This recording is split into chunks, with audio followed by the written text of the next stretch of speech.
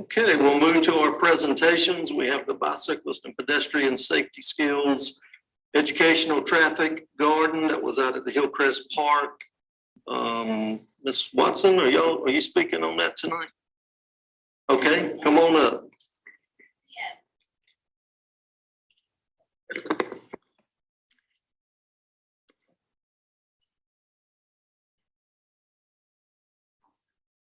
All right, good evening. Thank you so much, Council and Mayor Pro Tem. I'm so thankful that we're able to be here tonight, and citizens and department heads. Again, it's just a great opportunity to be here. I'm Ellen Walston, and I'm an injury prevention program coordinator at ECU Health Medical Center. That's a mouthful, formerly Vidant. And I have two friends with me tonight, and I'll let them introduce themselves. And we are very excited about an opportunity that we are bringing to the town. I'm certainly disappointed that Mayor Hines could not be with us tonight, as he and I I'll just tell a quick story. We were at an event at Hillcrest Park, and we're actually scoping out the park for the potential for this traffic garden, which would be one of the first in the state. It's a gift from NC Bike Walk, and I'll let their program manager tell you much more about it. And this gentleman approached me, and someone was just like right on my shoulder the whole time I was interacting with the family. And I'm like, who is this with me? And it was Mayor Hines. And all of a sudden, it was just a perfectly ordained moment. We talked, and I explained to him what a permanent traffic garden was. He said, we want this in Winterville. And I said, well, there's some other places in the county that might have opportunities. We want this in Winterville. So he was super excited, certainly endorsed what I was sharing with him. And here we are tonight. So again, we just thank you for the partnership that we've had with this council and town for many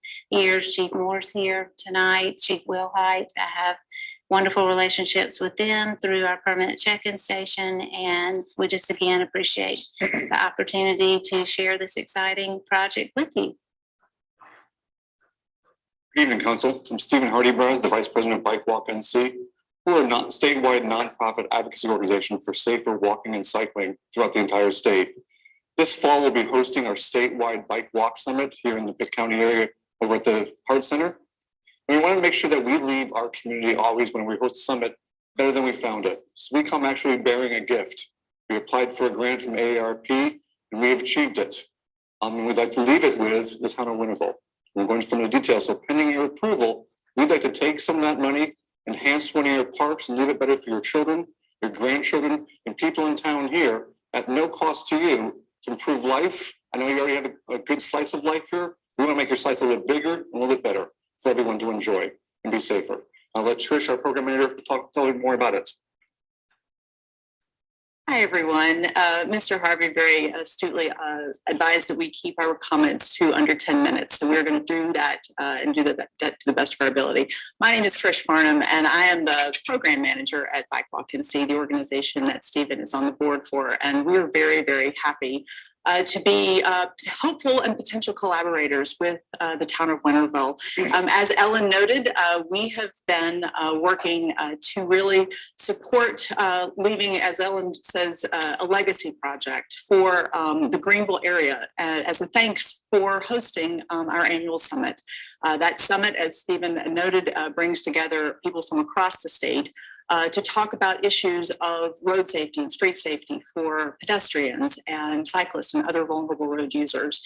And so when the AARP Community Challenge Grant became available, our director had the vision that he wanted to access or apply for resources that could leave a permanent legacy with the local community that is so graciously hosting this summit.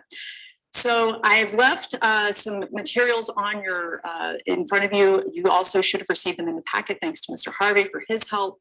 We are so happy to know that Mayor Hines and we understand his staff support this ask. But we are very excited to talk about the possibility of dedicating the unstriped portion of the Hillcrest Park parking lot. So that section at the end and dedicating that as a permanently painted traffic garden that can be used as an educational resource for not only Winterville, but for the larger Greenville area. Now, many of us grew up on our bikes, right? We all grew up on our bikes, but I think if we all look back and thought about what we actually were taught, we learned how to pedal. But beyond that, we didn't really learn a lot about how to safely navigate the bike and safely be a safe cyclist in a much broader traffic context, right? So traffic gardens all over the country are proliferating as a resource and a recreational and educational resource that are being established in parks all over the country to help kids and their adults. Big important point there, right? Like help all of us learn how to create safer streets for cyclists and pedestrians and other vulnerable road users. And again, we really appreciate Mayor Hines and his staff's thought leadership in saying, yeah, we want this. And so we are here tonight requesting council's approval to move forward in a design and painting of that traffic garden space. So I've provided some resources. Again, you received several a bit of information in your packet, but I just wanted to also, pictures are worth 1,000 words, right? And you all, we gave you broader pictures of examples of traffic gardens from all over the country. As Ellen noted, this is going to be among the first of its kind in our state. But this is the traffic garden model and concept is not new and is again proliferating across the country. So I'm going to try. Let's see. Technology is never my friend. So here we go. But like we've said, a traffic garden enables bicyclists and pedestrians to learn traffic navigation and safety practices in a protected environment. And you can see one of our youngest examples here. Traffic gardens can also provide a dedicated and educational space to teach people how to prevent common crashes with pedestrians. We're really and cyclists, excuse me. And we're really hoping that this space can be used for educational opportunities that combine perhaps children and grandparents, children and parents coming together to talk about how do we keep roads safer for all users. Traffic gardens can either be temporary or permanent features in a park or a parking lot or other flat paved surface. Hillcrest Park, as you all well know, has that flat paved surface resource available to us. And the traffic gardens design is developed through professional design and a community engagement. So we have a professional traffic garden designer in discussion, pending approval from this council of having a space dedicated for this purpose. And we would then work with our local community members to help inform the design, the ultimate design that went on the pavement. Traffic garden size and scale can vary depending on the space and resources available. So different towns and different communities have different spaces that are available for this particular function. So it's important to know that the size can be customized to fit the space available. And that the example here in Alexandria, Virginia is one example.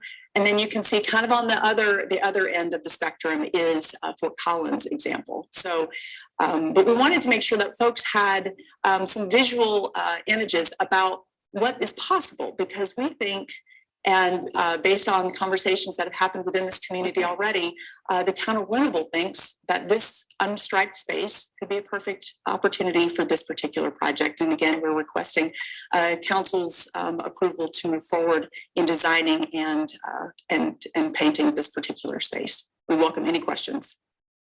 Council, have any questions? The area that we're speaking of is the port when you first enter into Hillcrest? No, sir. It's actually at the very end. Over to the back. Yes, sir. Okay. And what about parking? Is your proposed area takes no parking spaces, Correct. right? So Okay. What about our traffic? it's at the very end, so As there you can see shouldn't the- be any The diagram, interaction. council, right at the very end, so you have a little walking trail that goes it from nearby the playground. Yes. The parking is, at the very left of that is where the People Against Racism mural currently is. This would, again, not interfere with anything that's already existing, Okay. and it's this empty space. And it's at the very end, so there should be no interactions with vehicular traffic.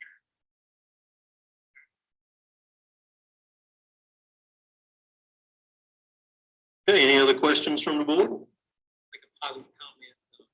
Of course.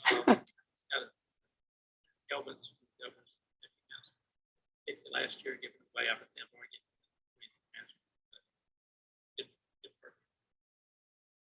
Fantastic. Good. What's the pleasure of the board? Got a motion to approve, second, Councilman Moy. All those in favor, let it known by saying aye. Aye. Okay, thanks, that's exciting. It's very exciting. Thank you all. We look forward to working with you.